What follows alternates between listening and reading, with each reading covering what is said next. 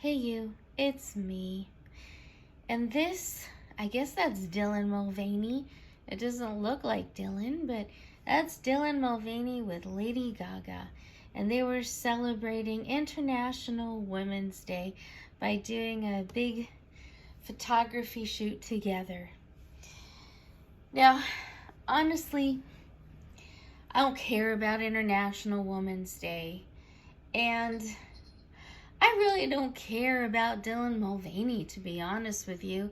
I think Dylan Mulvaney, I'm not even sure that Dylan is trans. I think, if anything, they're closer to being a drag queen, but they say they're trans, and I don't want to be a denier. I'm not here to make anyone feel bad or anything, so they're a trans woman, and we'll just leave it at that.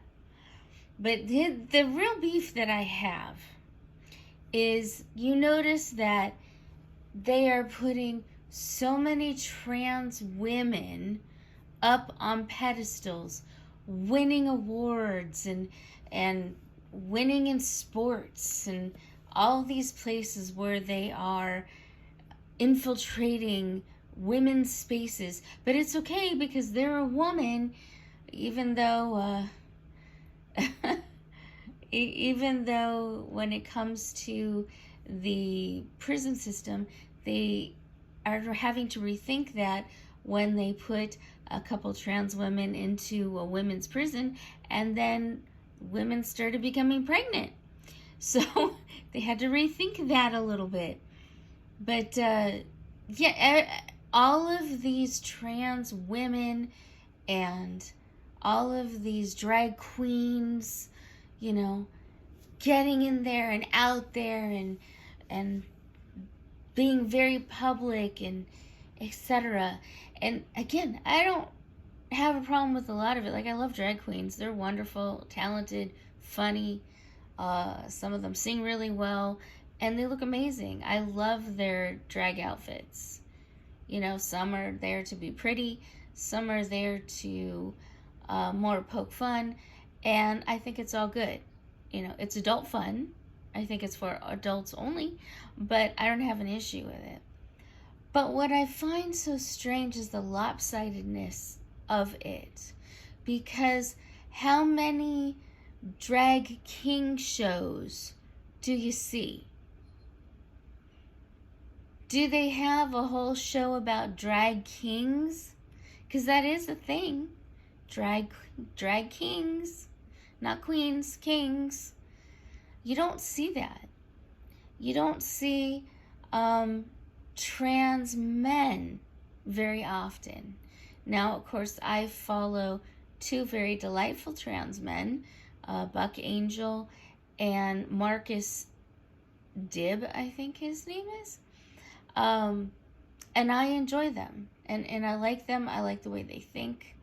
I think they're sharp, bright individuals. But how many people have heard of them? It's very strange to me when they say, it's man's world. It still is. Even when they're dressing in drag or trans women, you could think of them as still being biological men who are trying to pass as women. Okay. And that's fine. And again, I don't have an issue with that. I just wonder why they don't have an equal push for trans men. The only time I ever hear trans men in the news is when a trans man gets pregnant. And then they say, oh, look, a man is having a baby. Shock. I mean, not so much shock when their insides, they still have a womb. They're still women on the inside, even if they're trying to look manly on the outside.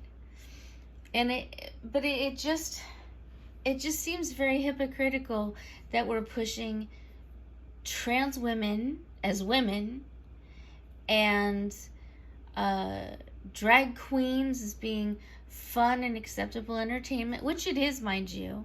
I'm not arguing those points. I'm just saying there's such a heavy push for that. But you don't see the trans men in the same light. in the same push. You don't see the drag kings out there in a push, and they all exist.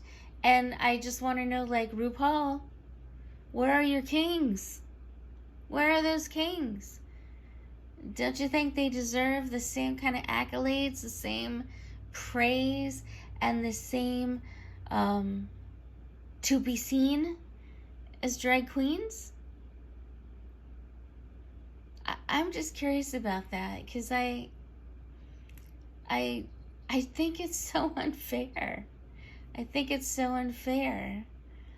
You know, nobody's going to force me to accept or not accept. I accept whatever I want. And I am fine with trans women. And I am fine with drag queens. But I'm also fine with trans men and drag kings. And I like to see more of them. I guess really that's all I gotta say.